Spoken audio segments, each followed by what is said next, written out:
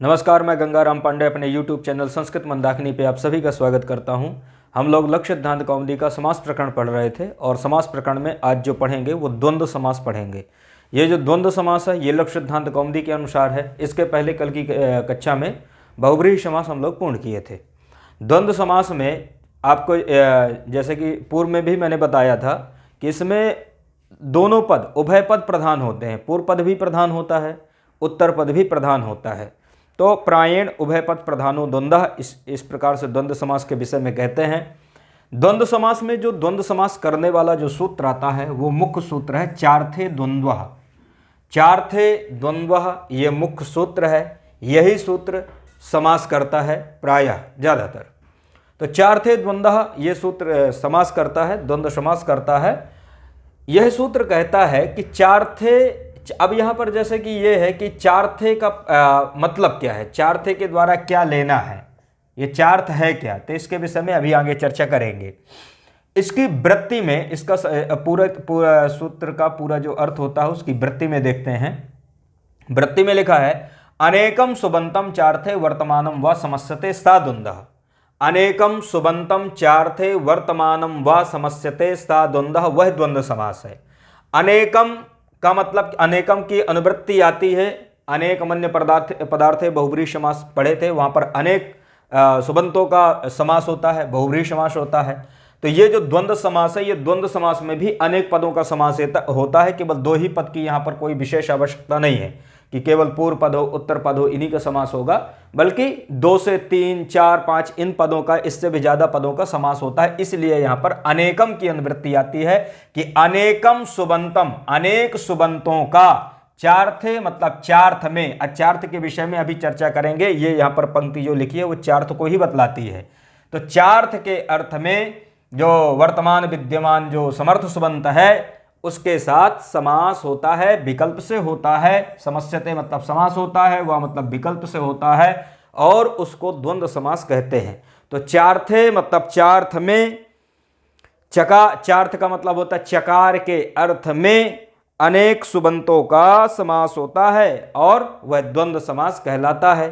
तो चकार के अर्थ में विद्यमान जो अनेक सुबंत हैं उनका समास होता है। चकार के अर्थ में विद्यमान अनेक सुबंतों का समास होता है और वह द्वंद्व समास कहलाता है।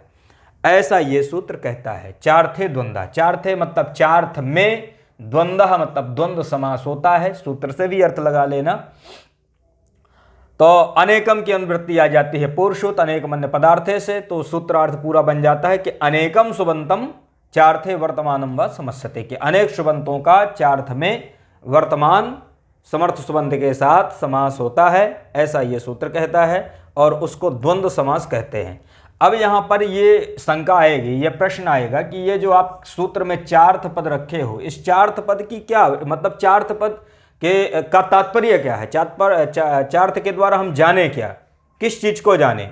तो यहाँ पर लक्ष्य सिद्धांत कौमुदी में एक वृत्ति लिखी है, एक पंक्ति है, समुच्चय अनवाच्य इतरेतर योग समाहाराश्चार्थाः। समुच्चयान वाच्येतर एतर योग समाहाराश्चार्थाः, ये पंक्ति है। समुच्चयान वाच्येतरेतर योग समाहाराश्चार्थाः, यहां पर इसको अलग कर लेना कि ये चार्थ है। चार्थ मतलब चकार के अर्थ में पहला क्या है, समुच्चय। समुच्चय यहां तक जाएगा, यहां से आ ले लेना तो आ जाएगा अनवाच्य, यहां से ई आ जाएगा क्योंकि गुण है, तो ई निकाल लेना यहां से, जो ए है यहां पर ए को क्या कर लेना, अलग कर लेना, तो आ जाएगा ई। इतरेतर, तो इतरेतर योग यहां तक चले जाना। तो समुच्चय अनवाच्य इतरेतर योग और समाहार, ये क्या है, चार्था, ये चार्थ है। तो चार्थ के द्वारा आपको क्या जानना है, चार्थ के द्वारा आपको जानना है समुच्चय अनवाच्य इतरेतर योग और समाहार, ये चार्थ हैं। चार्थ के द्वारा आपको ये जानना है। कई बार एंट्रेंस में पूछा भी जाता है कि चार्थ कितने प्रकार के होते हैं। चार्थ 4 प्रकार के होते हैं। पहला समुच्चय है, दूसरा अनवाच्य है, तीसरा इतरेतर योग है, चौथा समाहार है। इस प्रकार से ये चार्थ हैं। इनको अच्छी तरह से याद कर लेना। समुच्चय, अनवाच्य, इतरेतर योग और समाहाराश चार था, ये चार थे। और इन्हीं के अर्थ में अर्थात समुच्चय में, अनवाच्य में, इतरेतर योग में और समाहार में ये जो तो समास होगा। लेकिन यहां पर अभी आगे चर्चा होगी समुच्चय और अनवाच्य में, समुच्चय और अनवाच्य में समास नहीं होता। समुच्चय और अनवाच्य में समास नहीं होता। क्यों समास नहीं होता? क्योंकि असामर्थ्यात, असामर्थ्यात कहने का तात्पर्य यह है कि इन दोनों में सामर्थ्य का अभाव रहता है। समुच्चय में और अनवाच्य में सामर्थ्य का अभाव होने के कारण इन दोनों में समास नहीं होता है। तो चूंकि आपको पता ही है कि समास सामर्थ्य में होता है। सामर्थ्य का मतलब होता है पूर्व पद उत्तर पद के अर्थ की अपेक्षा रखे। जब दोनों पद एक दूसरे के अर्थ की अपेक्षा रखते हैं उसको हम कहते हैं सामर्थ्य। असामर्थ्य में समास करते हैं। लेकिन जो समुच्चय और अनवाच्य है इन दोनों में सामर्थ्य नहीं होता, पूर्व पद उत्तर पद के अर्थ की अपेक्षा नहीं रखता, इसलिए यहां पर समास नहीं होता। ये चार्थ के द्वारा चारों को जानना है। लेकिन समास दो में नहीं होगा, समुच्चय में नहीं होगा, अनवाच्य में नहीं होगा, तो होगा किसमें? इतरेतर योग में होगा और समाहार में होगा। इन दो में सामर्थ्य होता है। अब देखते हैं कि समुच्चय का मतलब क्या है, समुच्चय का अर्थ क्या है। तो यहां पर मैंने क्रम से इनको लिख दिया है। समुच्चय, समुच्चय के लिए यहां पर लोक सिद्धांत कौमुदी, सिद्धांत कौमुदी दोनों में एक वृत्ति लिखी हुई है। परस्पर निरपेक्षस्य अनेकस्यैकस्मिन् अन्वयः। परस्पर निरपेक्षस्य अनेकस्य एकस्मिन् अन्वयः समुच्चयः। इस प्रकार से इस पंक्ति को आपको याद रखना है। पूछा भी जाता है, एंट्रेंस वगैरह में पूछा जाता है। ये पंक्ति दे देंगे, इसके बाद पूछेंगे कि ये किस समास की पंक्ति है या कौन सा समास यहां पर होता है, इस पंक्ति के द्वारा किस समास को ये कहती है। तो परस्पर निरपेक्षस्य अनेकस्य एकस्मिन् अन्वयः समुच्चयः। इसका मतलब होता है कि परस्पर निरपेक्ष, परस्पर निरपेक्ष, निरपेक्ष मतलब जो एक दूसरे के अर्थ की अपेक्षा ना रखें। तो जो पद एक दूसरे पद की अपेक्षा ना रखें ऐसे पद, तो परस्पर निरपेक्षस्य अनेकस्य, ऐसे अनेक पद। ठीक है, परस्पर निरपेक्ष अनेक पद, परस्पर निरपेक्षस्य अनेकस्य अनेक पद एकस्मिन् अन्वयः। परस्पर निरपेक्ष अनेक पद जब एक में अन्वित होते हैं, एक में मिलते हैं, उसको कहते हैं समुच्चय।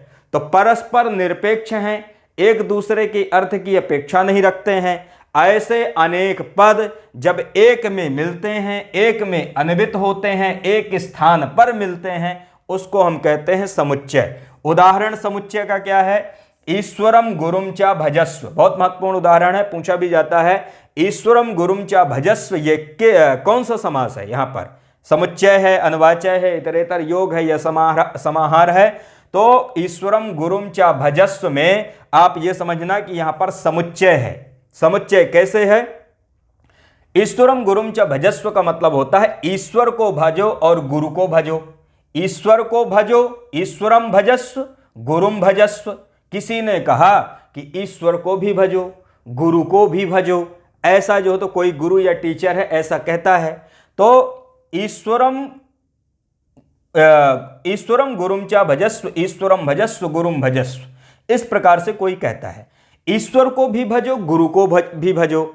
अब यहां पर देखो कि यहां पर एक कर्म क्या है? ईश्वर है, दूसरा कर्म क्या है? गुरु है, और क्रिया क्या है? भज। क्रिया क्या है? भज। कि ईश्वरम, ईश्वर को भी भजो, गुरु को भी भजो। तो यहां पर दो कर्म है, और दो कर्म जो तो एक ही क्रिया में अन्वित हो रहे हैं। भजस्व इस क्रिया में अन्वित हो रहे हैं, लेकिन ये ईश्वर और गुरु एक दूसरे के अर्थ की अपेक्षा नहीं रखते। ये दोनों अलग हैं। ईश्वरम भज, ईश्वर को भजो, गुरु को भजो, दोनों पदों में एक दूसरे के अर्थ को ग्रहण करने का सामर्थ्य नहीं है, एक दूसरे की अपेक्षा नहीं रखते। एक दूसरे की अपेक्षा ना रखने के लिए इसीलिए यहां पर कहा कि परस्पर निरपेक्ष, परस्पर निरपेक्ष हैं क्योंकि एक दूसरे के अर्थ की अपेक्षा नहीं रखते। अनेक पद हैं, एक से दो, मतलब अनेक, जैसे यहां पर दो हैं, इससे और भी मिला लो, अभी समास आएंगे, मतलब समास करेंगे, जैसे तीन चार पदों का, हरि कृष्ण गुरुवः, इस प्रकार से भी समास होंगे। तो यहां पर परस्पर निरपेक्ष अनेक पद और एकस्मिन वयः, एक ही क्रिया में अन्वित होते हैं। और क्रिया क्या है? भजस्व। लेकिन ये क्या है? निरपेक्ष है, एक दूसरे के अर्थ की अपेक्षा नहीं रखते। समास में सबसे प्रधान तो यही होता है, सबसे मुख्य तो यही होता है कि पूर्व पद उत्तर पद के अर्थ की अपेक्षा रखे। यहां वो चीज नहीं है। जब ये चीज यहां पर नहीं हो रही है, एक दूसरे के अर्थ की अपेक्षा नहीं रख रहे हैं, सामर्थ्य नहीं है, तो सामर्थ्य के अभाव में यहां पर समास नहीं होता है, इसलिए ये सारे पद अलग अलग हैं। यदि समास हो जाता तो ये पूरे पद एक हो जाते। तो ईश्वरम गुरुम च भजस्व, ये समुच्चय को उदाहरण है, लेकिन यहां पर समास नहीं होता। समास क्यों नहीं होता? क्योंकि इन पदों में सामर्थ्य नहीं है, एक दूसरे के अर्थ की अपेक्षा ये पद नहीं रख रहे हैं, इसलिए यहां पर समास नहीं हुआ। तो ये तो हो गया समुच्चय। समुच्चय के बाद फिर दूसरा समास आता है अनवाच्य। अनवाच्य के लिए कहते हैं, अनवाच्य की जो वृत्ति है, अन्यतरस्य आनुषंगिकत्वेन अनवाच्यः, अन्यतरस्यानुषंगिकत्वेन नान्वयः। इसका मतलब होता है अन्यतरस्य आनुषंगिकत्वेन अनवाच्यः।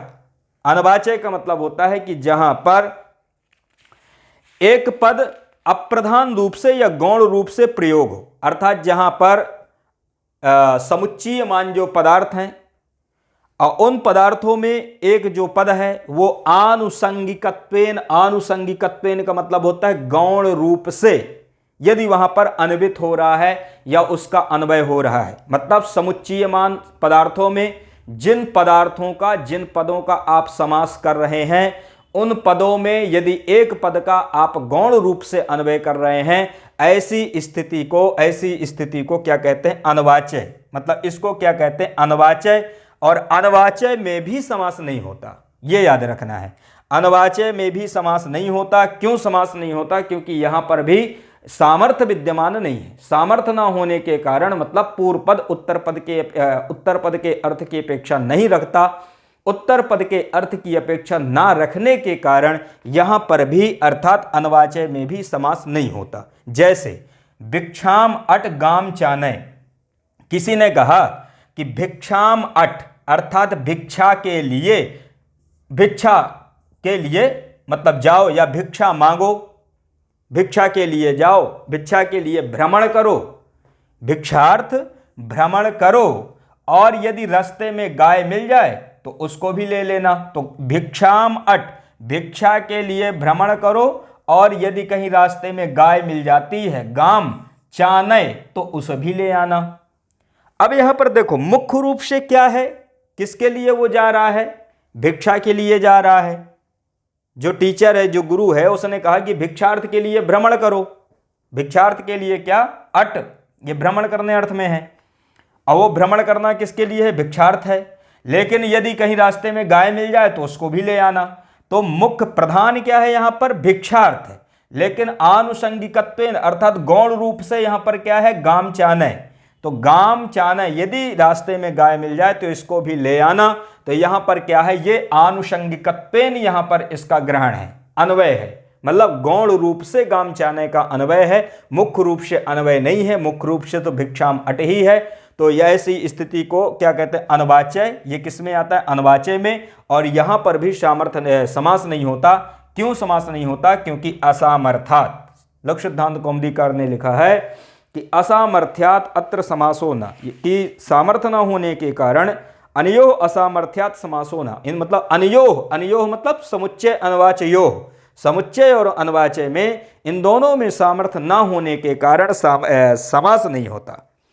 तो ये समझ में आ गया कि अनवाच्य मतलब क्या है? आनुषंगिकत्वेन जहां पर अन्वय होता है, गौण रूप से जहां पर अन्वय होता है समुच्चय मान पदार्थों में, वहां पर भी समास नहीं होता है। गौण रूप से अन्वय किसका है? गाम चानय की रास्ते में यदि गाय मिल जाए तो उसको भी ले लेना, लेकिन मुख्य रूप से भिक्षा के लिए जाओ। तो ये अन्वय गौण रूप से क्या है? गाम चानय। तो इस प्रकार से यहां पर अनवाच्य है। अनवाच्य में भी एक दूसरे में सामर्थ्य नहीं है, ये पद एक दूसरे के अर्थ की अपेक्षा नहीं रख रहे हैं। भिक्षाम अट अलग है, गाम चानय अलग है। सामर्थ्य न होने के कारण यहां पर भी समास नहीं होता। तो अब समास होता किस में है, तो अब इसके बाद समुच्चय अनवाच्य के बाद बचता है इतरेतर योग। तो इतरेतर योग में और समाहार में समास होता है, ये ध्यान रखना। तो इतरेतर योग और समाहार में क्या होता है, समास होता है। ये यहां तक समझ में आ गया। इतरेतर योग के विषय में यहां पर आता है कि मिलिता नाम अन्वयः इतरेतर योगः। इतरेतर योग के विषय में आपको जानना है कि मिलिता नाम अन्वयः इतरेतर योगः।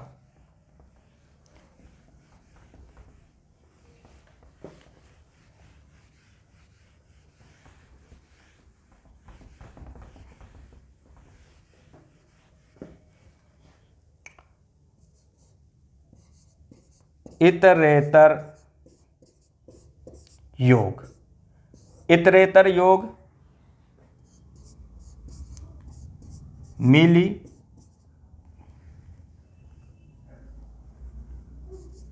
मिलिता नाम अन्वयः,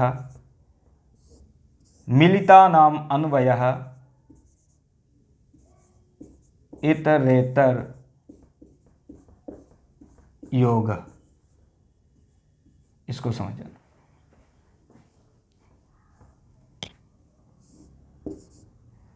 मिलिता नाम अन्वयः इतरेतर योगः, अर्थात इसका मतलब ये होता है कि जहां पर परस्पर पदार्थ मिलते हैं, अन्वित होते हैं, मतलब जब पदार्थ परस्पर मिलते हैं, अन्वित होते हैं, उसको कहते हैं इतरेतर योग। इसीलिए कहा कि मिलिता नाम अन्वयः, मिलिता नाम अन्वयः, है ना, कि जब पदार्थ परस्पर मिलते हैं, जब पदार्थ परस्पर मिलते हैं या अन्वित होते हैं, उसको कहते हैं इतरेतर योग। जैसे कि धव खदिरौ छिंधी, धव खदिरौ मतलब जब पदार्थ परस्पर मिलकर अन्वित होते हैं, आगे अन्वित होते हैं, मतलब एक साथ अन्वित होते हैं, इसका मतलब यह है।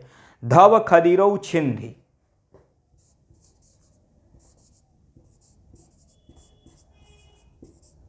धव खदिरौ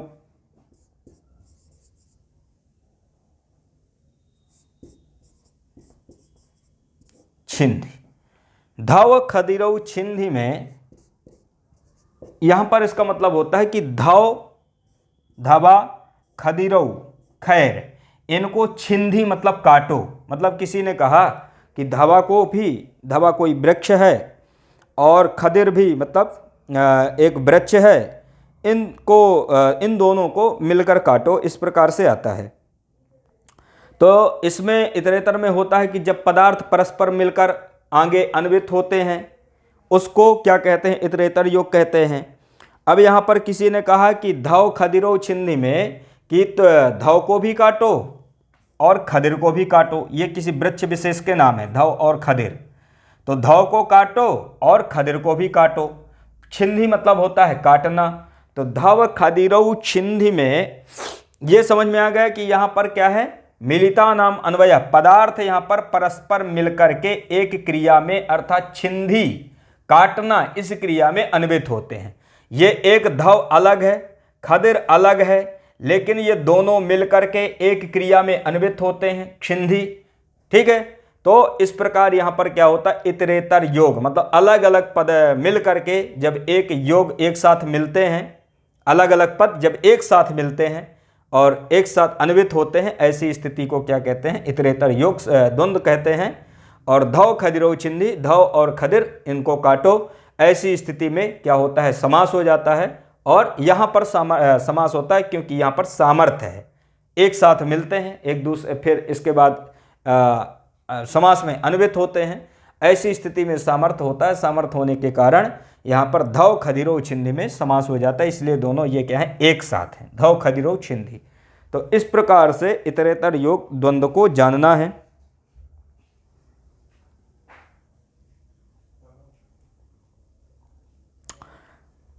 तो यहां पर धव खदिरौ छिंधी में जैसे कि इसका विग्रह कैसे करना है, तो धवश्च खदिरश्च, इस प्रकार से सब इसका विग्रह कर लेना है। धवश्च खदिरश्च इति लौकिक विग्रहे, धवसु खदिरसु इति अलौकिक विग्रहे, ऐसा जानना। अच्छा, एक चीज ये भी जानना है कि ये जो द्वंद्व समास है ये भी समाना प्रथमा में ही होता है, मतलब प्रायः इसके भी पूर्व पद उत्तर पद प्रथमा में ही स्थित होते हैं, इसलिए यहाँ पर जैसे धव सु खदिर सु इस प्रकार से इसका प्रयोग करते हैं, लौकिक विग्रह अलौकिक विग्रह करते हैं। तो धव सु खदिर सु इस प्रकार से इसका अलौकिक विग्रह कर लेना, चार थे द्वंद्व से द्वंद्व समास कर देना, और इसके बाद बन जाएगा धव खदिरो छिंदी।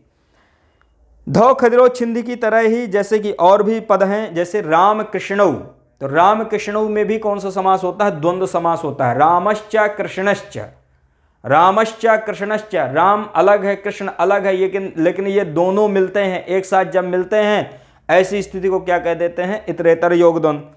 तो रामश्च कृष्णश्च राम कृष्णौ। इसी प्रकार से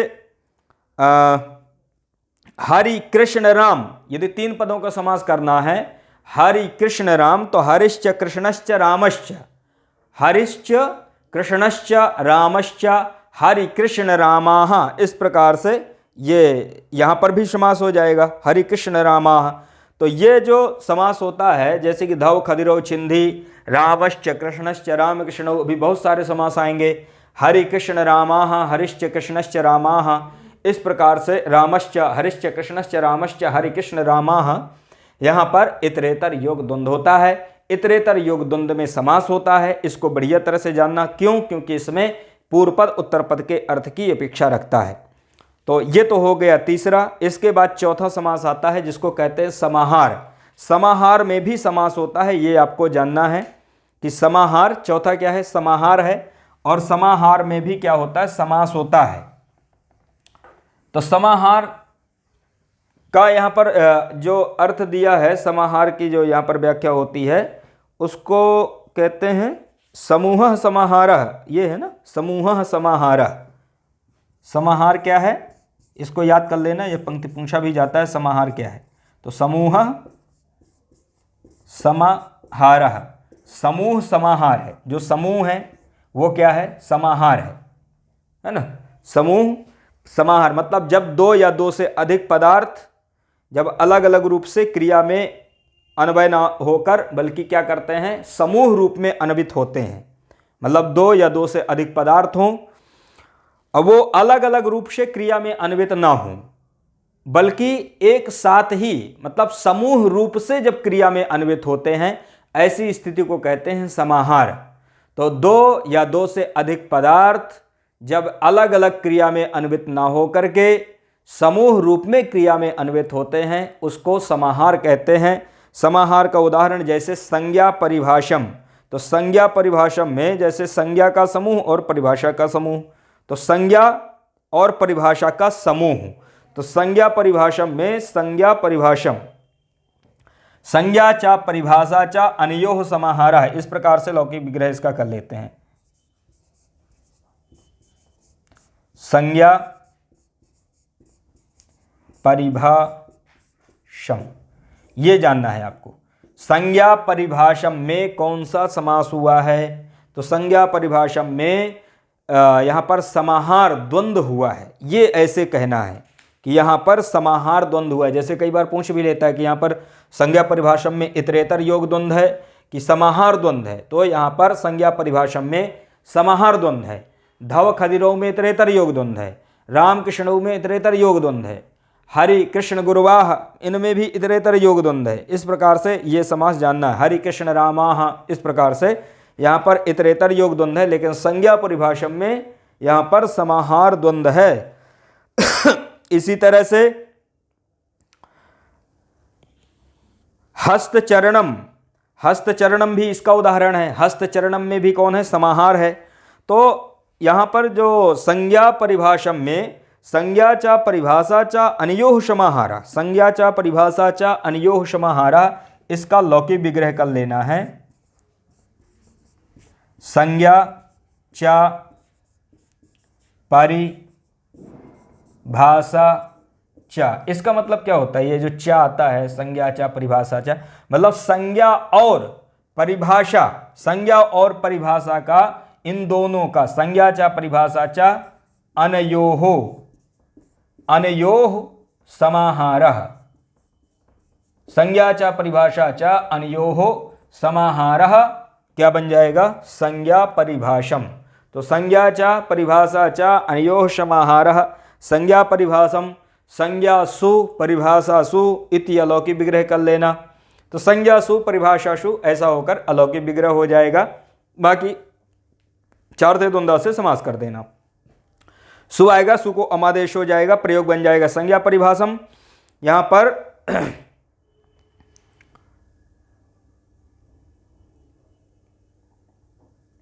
संज्ञाचा परिभाषा। अच्छा, परिभाषा के आकार को ध्यान देना। परिभाषा का जो आ है, जो कि यहां पर क्या बना है परिभाषम, यहां पर देखो आ ह्रस्व है लेकिन यहां आ दीर्घ है। तो यहां पर एक सूत्र है ह्रस्वो नपुंसके प्रातिपदिकस्य। ह्रस्वो नपुंसके प्रातिपदिकस्य, इस सूत्र के द्वारा ह्रस्वो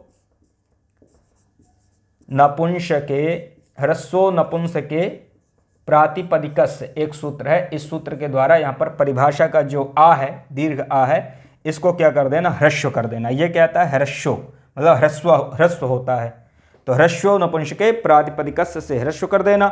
सु आएगा, सु को अमादेश कर देना, बन जाएगा संज्ञा परिभाषम। इसी तरह से हस्तचरणम, हस्तचरणम में हस्तश्च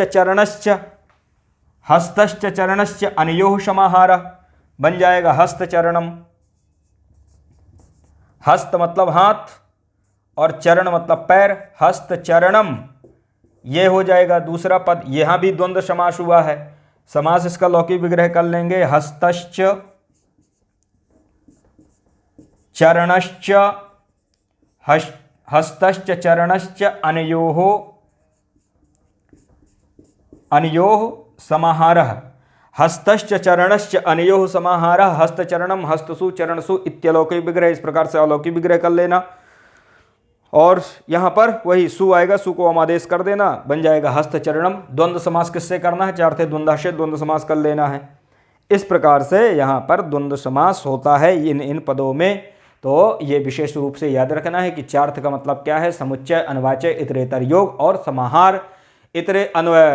समुच्चय और अनवाच्य में समास नहीं होता। क्यों नहीं होता, क्योंकि इन पदों में सामर्थ्य नहीं होता, पूर्व पद उत्तर पद के अर्थ की अपेक्षा नहीं रखता, इसलिए यहाँ पर समास नहीं होता। तो समास किस में होता है, इतरेतर योग में होता है और समाहार में होता है। इतरेतर योग का उदाहरण आपको बताए थे कि धव खदिरो छिंदी राम कृष्णो, ये इतरेतर योग के हैं। इसी तरह से संज्ञा परिभाषम हस्तचरणम ये समाहार द्वंद्व है यहाँ पर, ऐसा आपको जानना है। अब यहाँ पर होता क्या है कि चूंकि यहाँ पर एक समस्या होती है कि भाई यहाँ पर किसका पूर्व प्रयोग किया जाए, क्योंकि द्वंद्व समास में दोनों ही पद प्रधान होते हैं।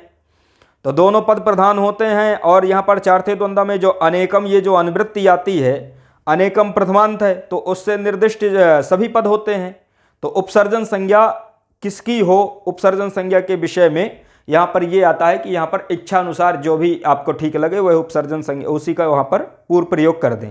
तो यहाँ पर कोई विशेष रूप से ये नहीं है कि यहाँ पर पूर्व प्रयोग किसका करना है, जो भी इच्छा अनुसार हो, जो पद हो उसका वहाँ पर प्रयोग करना है। लेकिन कुछ ऐसे विशेष जगह हैं जहाँ पर आपको उपसर्जन संज्ञा करने के लिए सूत्र बनाए गए हैं। तो कुछ विशेष जगहों पे उपसर्जन संज्ञा किसकी होगी यह बतलाने के लिए सूत्र बनाए गए, सूत्रों की रचना हुई। जैसे कि एक सूत्र आया राजदंता दिशु परम। राजदंता दिशु परम ये जो सूत्र है ये पर प्रयोग करता है। ये जो सूत्र है राजदंता दिशु परम ये पर प्रयोग करता है, ना कि पूर्व प्रयोग।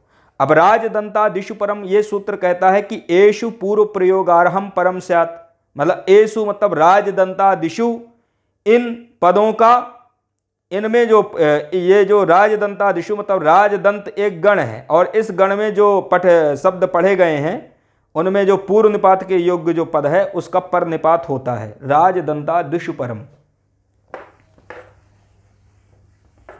तो आपको तो ये तो समझ में आ ही गया होगा कि द्वंद्व समास में विशेष रूप से पूर्व निपात करने के लिए यहाँ पर विशेष रूप से कुछ सूत्र बनाए गए हैं, लेकिन सामान्यतः पूर्व निपात आप इच्छा अनुसार कर सकते हैं, ऐसा यहाँ पर कहते हैं।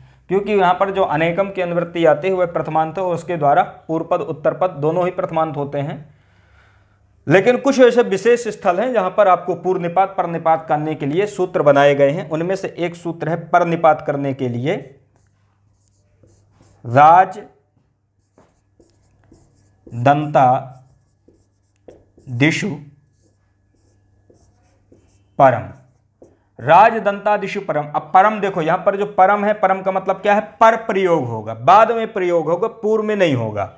किसका होगा पर प्रयोग? तो राजदंतादिषु, राजदंत एक गण है, राजदंत एक क्या है? ये एक गण है। इस गण में जो भी शब्द पठित होंगे वो राजदंत आदि गण में ऐसा जाने जाएंगे कि ये राजदंत आदि गण में पठित शब्द हैं। तो राजदंतादि गण में पठित जो शब्द हैं, जो पूर्व निपात के योग्य जो पद हैं, क्योंकि राजदंतादि गण में जो शब्द पठित हैं उनका पूर्व निपात होना चाहिए, वो पूर्व निपात की योग्यता को रखते हैं।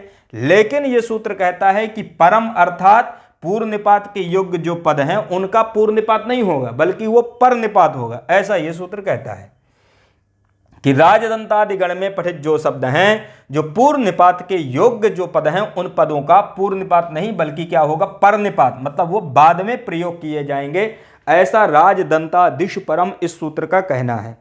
एषु पूर्व प्रयोगारहम, देखो ये कहता है कि एषु, एषु मतलब राजदंतादिषु, मतलब राजदंतादि गण में पठित जो शब्द हैं पूर्व प्रयोगारहम, उनमें जो पूर्व प्रयोग के अर्ह मतलब योग्य, पूर्व प्रयोगारहम का मतलब होता है कि पूर्व प्रयोग के योग्य जो पद हैं उन पदों का परम स्यात्, मतलब वो पद पर में प्रयोग होंगे, मतलब उनका पर निपात होगा। तो पूर्व प्रयोगारहम का मतलब होता है कि पूर्व प्रयोग के योग्य, पूर्व निपात के योग्य जो पद हैं उन पदों का पर निपात होगा, पर प्रयोग होगा, ऐसा इस सूत्र का कहना है। उदाहरण है दंता नाम राजानो, दंता नाम राजानो राजदंताः। तो राजदंता उदाहरण बहुत महत्वपूर्ण है, इसको उदाहरण को आपको याद रखना है, कई बार यह पूछा भी जाता है कि राजदंताः में राजदंताः, राजदंताः में कौन सा समास हुआ है? पहले तो यह जानना कि इसमें द्वंद्व समास हुआ है। राजदंताः लौकिक विग्रह क्या है? दंतानाम, दंतानाम राजानो, दंतानाम राजानो राजदंताः, दंतानाम राजानो राजदंताः। क्षम्यताम, यहां पर द्वंद्व समास नहीं है बल्कि षष्ठी समास है, षष्ठी तत्पुरुष समास है। मैं इसको ध्यान नहीं दे पाया था क्योंकि द्वंद्व में था तो मुझे थोड़ा सा इसमें डाउट हुआ था। दंता नाम राजानो राजदंता, यहाँ पर षष्ठी तत्पुरुष समास है। यहाँ पर चूंकि पर प्रयोग को दिखाने के लिए यहाँ पर इसका ग्रहण किया गया है। दंता नाम राजानो राजदंता, इस प्रकार से ये इसका लौकिक विग्रह है। दंता नाम राजानो राजदंता का मतलब होता है कि दांतों का जो राजा, दंता नाम राजानो मतलब दांतों का राजा, अर्थात जो ऊपर के जो दो दांत होते हैं उनको कहते हैं राजदंत, क्योंकि ये बड़े होते हैं, सामने दिखते हैं और बड़े भी होते हैं, है ना, अच्छे दिखते हैं और अच्छे भी दिखते हैं ज़्यादातर। तो दंता नाम राजानो राजदंता इति लौकिक विग्रह, इस प्रकार से इसका लौकिक विग्रह करना है। दंत आम राजंसु, अलौकिक विग्रह क्या, क्योंकि दंता नाम में क्या षष्ठी बहुवचन है तो इसमें क्या कर देना, दंत आम राजंसु, तो दंत आम राजंसु ये हो जाएगा, इसका अलौकिक विग्रह हो जाएगा। अलौकिक विग्रह होने पर यहां पर षष्ठी सूत्र है, तत्पुरुष समास में आता है, षष्ठी सूत्र के द्वारा यहां पर समास कर देना, क्योंकि षष्ठी का समर्थ सुबंध के साथ समास है।